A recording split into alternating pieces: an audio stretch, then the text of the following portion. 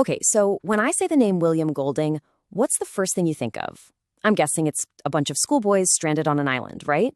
But believe me, the story of this Nobel Prize winner is so much bigger than just that one iconic novel.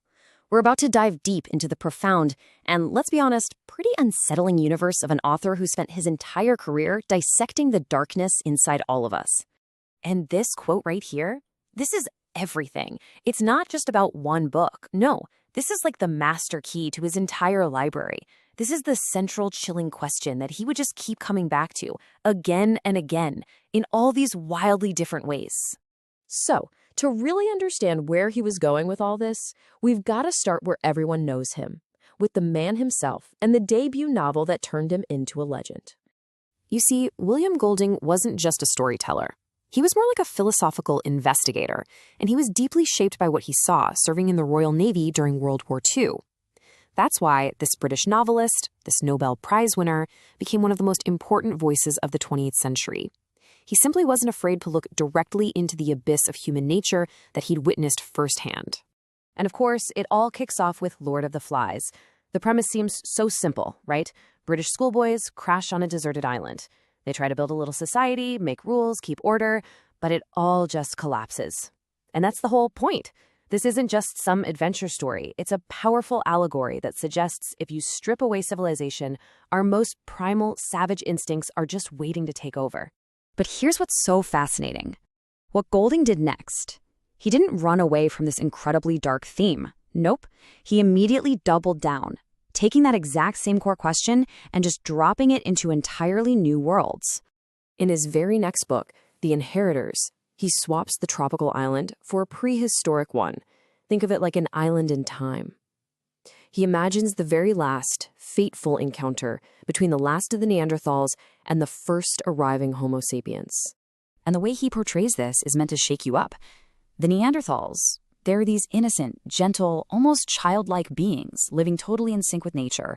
But the Homo sapiens, that's us by the way, we're the ones who are violent, corrupt, and destructive, even with our superior technology. It's such a haunting idea that maybe the price for all our progress was our own innocence. And then, get this, just a year later, he does it again. In Pincher Martin, the island shrinks from a vast prehistoric landscape to the most isolated place imaginable, the mind of one single desperate man. The story's about a naval officer, Pincher Martin, who survives his shipwreck and is clinging to life on this desolate rock.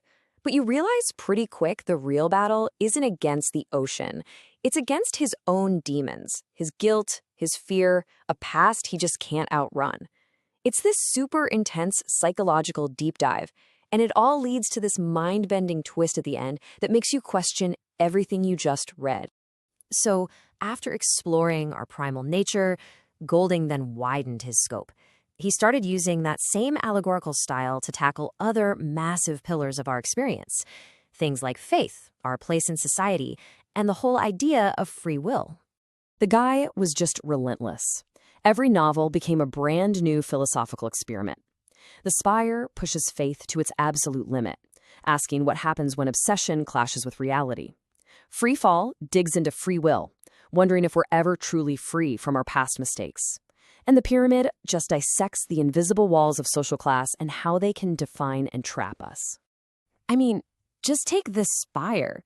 It's about a dean who's completely consumed with building a giant spire on his cathedral, even when everyone is screaming at him that the foundations are too weak. It's a brilliant way to show one of Golding's favorite points, how even noble intentions like faith can sour into this really dangerous, destructive kind of pride. As his career went on, Golding started looking at bigger historical pictures, and he even turned that sharp analytical eye back on his own world, the world of literature itself. So in his award-winning trilogy, To the Ends of the Earth, the whole thing is set on a rundown 19th century ship sailing to Australia. And what is that ship really? Come on, you know it. It's another one of Golding's islands, a little floating piece of society, with all its rigid class rules and tensions packed into this claustrophobic box.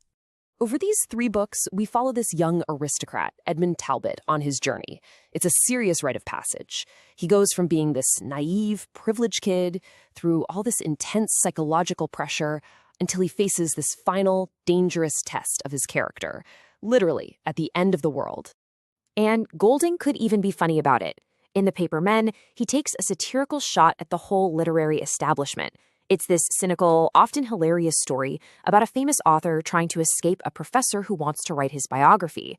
And it makes you wonder, who really owns a writer's life story anyway? So when you step back and you look at the whole picture, this really clear, really consistent legacy starts to take shape.